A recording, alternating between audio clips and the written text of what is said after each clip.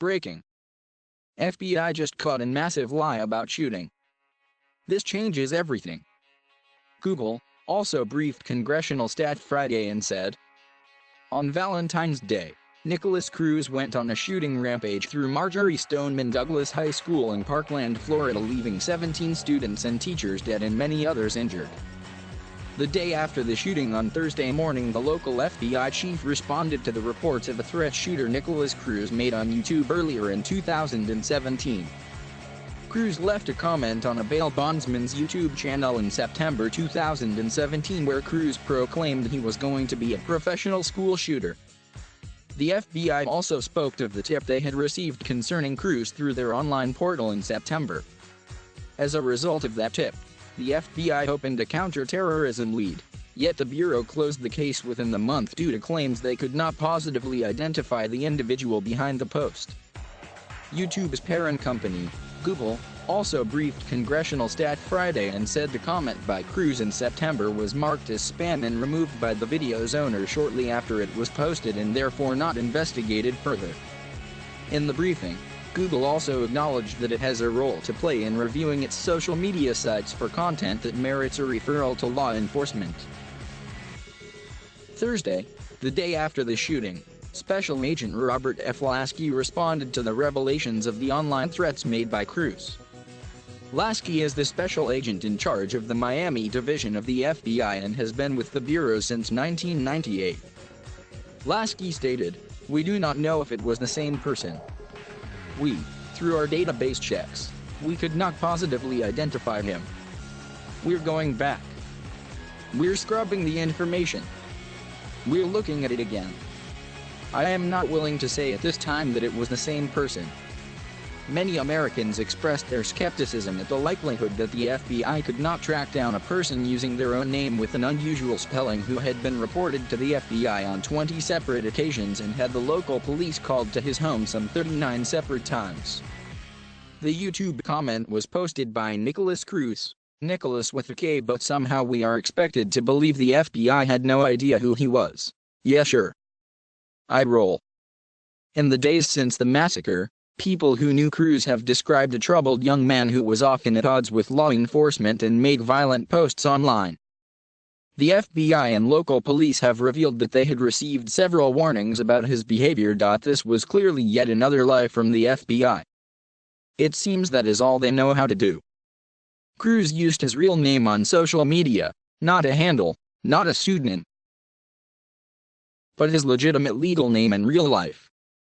Cruz also used his real name on Instagram, where Cruz posted multiple pictures of himself in a mask with a variety of firearms, as well as pictures of him shooting animals. The account history stretched back to 2015.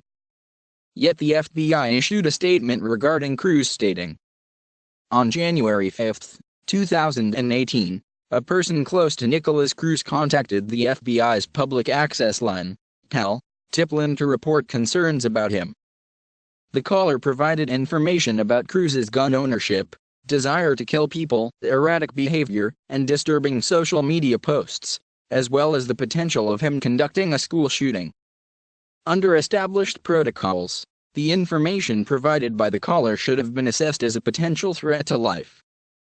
The information then should have been forwarded to the FBI Miami field office, where appropriate investigative steps would have been taken. We have determined that these protocols were not followed for the information received by the PAL on January 5. The information was not provided to the Miami field office, and no further investigation was conducted at that time. It seems reminiscent of the Sutherland Springs church shooting when it was revealed that the United States Air Force did not properly log a domestic violence conviction against the suspect, which would have stopped him from legally buying a gun. The Wall Street Journal reported on the contents of the transcript from the FBI tip-line report from a January call. A woman who was not identified told an employee of the FBI of Cruz and how he had the mental capacity of a 12 to 14-year-old and had been kicked out of school for throwing chairs at students and teachers because he didn't like the way they were talking to him. She also provided handles for at least 3 different social media accounts known to be used by Cruz where he wrote he wants to kill people and posted photos of animals that he had mutilated.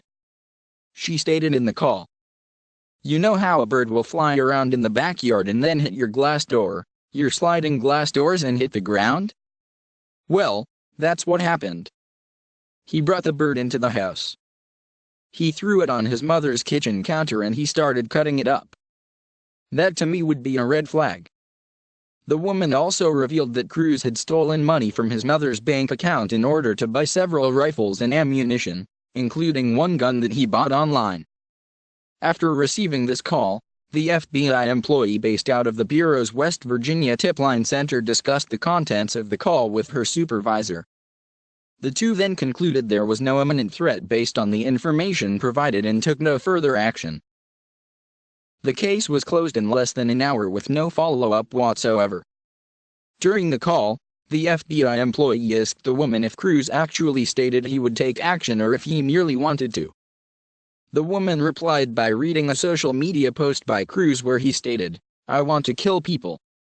Washington Times reports. The FBI was told of a threat accused Florida shooter Nikolas Cruz made on YouTube last September but never contacted the company to track down its source, missing an early indicator, Senate Judiciary Committee Chairman Chuck Grassley said Friday.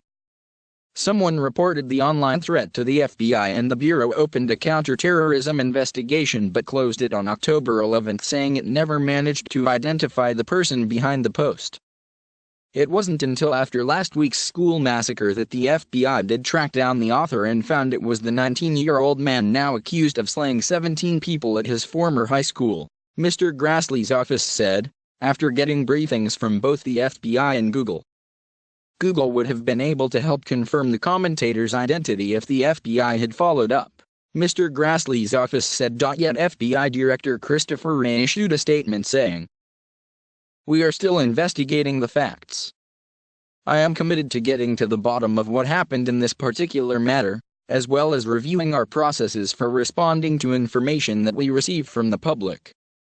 It's up to all Americans to be vigilant, and when members of the public contact us with concerns, we must act properly and quickly. We have spoken with victims and families, and deeply regret the additional pain this causes all those affected by this horrific tragedy. All of the men and women of the FBI are dedicated to keeping the American people safe, and are relentlessly committed to improving all that we do and how we do it." Yet now the FBI is admitting they never even bothered to look into the threat Cruz made on YouTube. They did not bother to look on Facebook, Instagram, Twitter, or any other form of social media. No investigation took place whatsoever. They simply did not bother.